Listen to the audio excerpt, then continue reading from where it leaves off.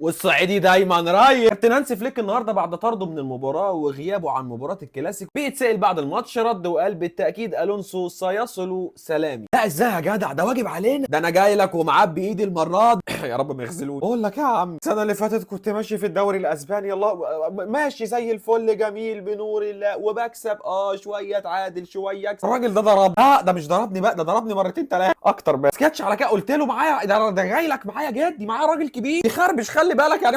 ممكن يعني يعمل حاجه. ضربه هو كمان، ضربني انا وجدي. عايزك تاخد لي حق يا عم، لازم تاخد لي حق يا عم، اصل لو ما خدتش حقي في الموسم ده بيخسر من كل الناس لو ما خدتش حقي السنه دي انا هاخدك واخد التركي ونروح نلعب نروح نلعب عندهم في الدوري هناك، نجيب 2 شاورما ونلعب. خلاص بقى كفايه. جاي لك بكابتن سافعلها 10 مرات بنسخه، مش اي بنسخه احسن لاعب في العالم تهديفيا، وسيفعلها فعلا 10 يا رب ال10 مرات يبقوا مرات. جاي لك بنسخه حبيب قلبي البالون دور لحد دلوقتي، وفي حاجه انا مخبيها عليه المره دي مش فاضي. جايب لك شاب قمر تركي، شاورما توميه زياده، طحينه بره، خلي الطحينه بره عشان هنحتاجها بالداري الالات. جاي لك بنسخه جديده بمركز جديد بادوار جديده بوحوحه جديده باسيستات ومتعه جديده في الكوره.